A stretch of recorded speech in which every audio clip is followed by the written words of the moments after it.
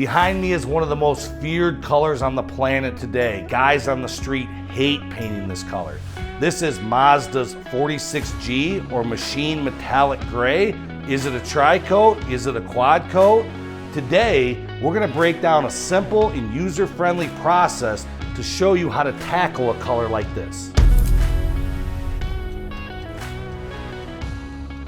This is a pretty small job. The main damage was on the fender and bumper, and both the fender and bumper have already been repaired. They're sitting in primer, it's all prepped, ready to go. The body tech who owns this vehicle, he's doing a cash pay. He wanted us to blend into the door. It probably didn't need it because we had enough room, but since he had it tore down already, we're gonna blend in the door. That's why it's masked up, and he did not want us to get into the hood. We're gonna start with cleaning the panels. I know this seems like a boring step, but this is imperative. You always wanna make sure that your parts are super clean. Now there's an advantage of using a solvent-based cleaner versus a water-based cleaner. Some guys use both. Whatever you choose, make sure you get it thoroughly clean. After that, we're gonna tack the panel. Now, there's different tack rags depending on if you're using a solvent-based coat or if you're using waterborne.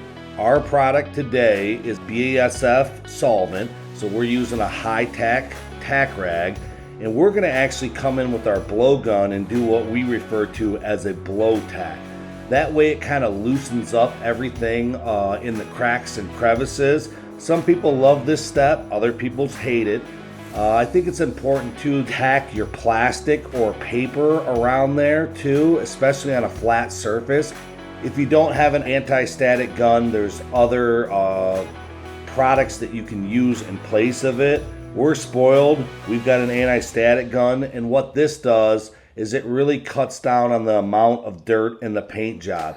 Since David and I are both in the paint booth today, going in and out, we typically pick up a little bit more dirt than a quote-unquote real paint job. After that, we're gonna apply 1 coat of etch just on our raw steel or aluminum. Any kind of cut throughs that are still showing like a primer, you don't need it. If it's a plastic part, you don't need it. So etch is a very medium to light coat only on raw steel and aluminum. And then we're gonna apply 1 coat of sealer. Here's where it gets a little weird, but follow me. This is technically a quad coat. Some guys perform a tri-coat to do this, but it's not technically correct according to BASF and Mazda. After we got our sealer on, we put a black base coat on, get it covered, and then we clear it.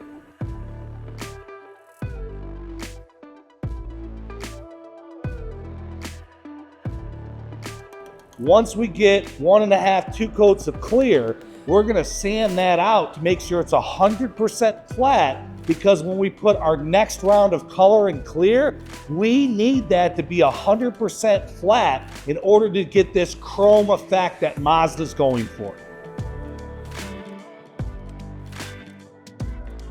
Instead of doing 2 wet coats of clear, meaning like a full 100% wet, a tack coat of clear is your first coat. You do like a 70, 80, 90%.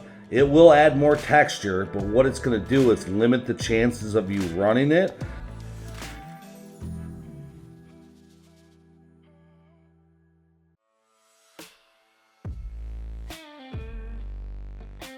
All right, we came in and we put 2 coats of speed clear on it and let it dry up a little bit. Now we have to flat sand it, and there's a couple different ways you can do it. You could take a Dynabraid and run over some 800. You could work some Norton Soft Touch or gray Scotch Brights or gold Scotch Brights. What we're gonna use is this Kovac system. We're gonna start with a little K600, and then we're gonna back it up with some 12. This actually does a really nice job, because with this stuff, you wanna get all of the peel out, all of the dirt, all the texture before we come in and paint this thing again, essentially.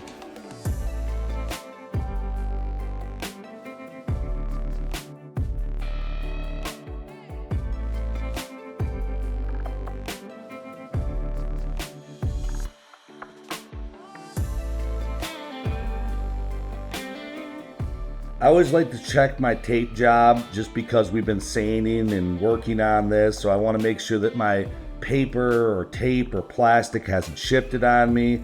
After that, I'm going to clean it really good. Again, you can use a solvent cleaner, you can use a waterborne, or you can use both.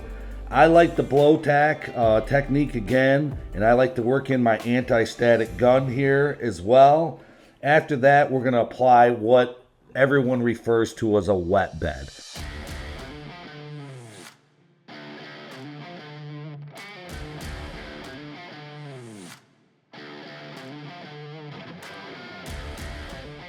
Wet bed is technically used with waterborne. We're using a solvent, but basically what it is, it's a translucent base coat, and I can put a coat over an entire blend panel.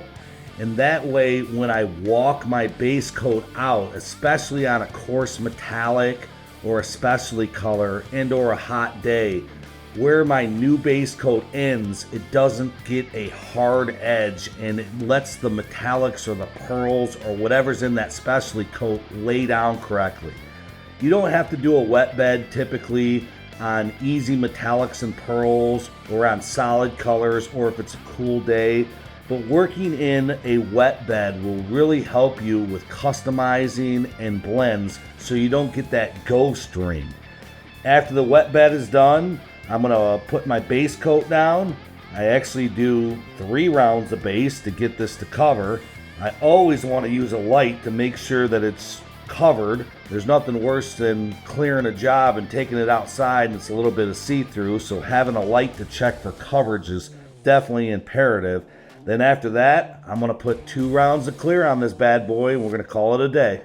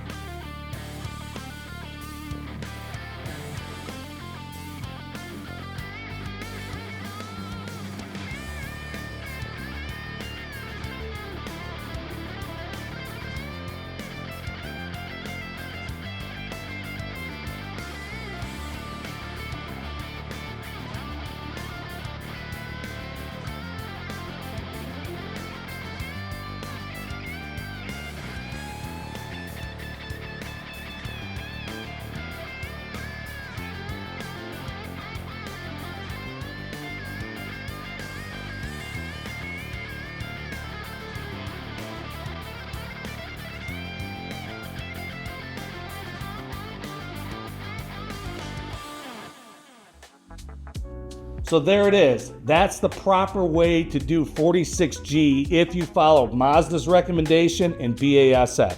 Can you do it as a dry coat? You can do whatever you want. And I'm sure there's plenty of people out there that I do it this way, I do it that way. We've done it as a tri coat too. I feel that this is a better way to do it, an easier way to do it, and this is the recommended way to do this color. If you want to know what products we used, if you want to have a link for the Lumaiii, check the description down below and we'll include all of that stuff there for you.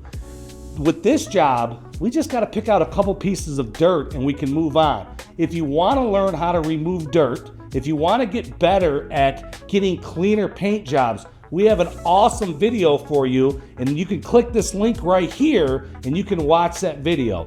From David and Gary at Refinish Media, we really appreciate you. Make sure you like and subscribe. It really helps us on our videos. Until the next time.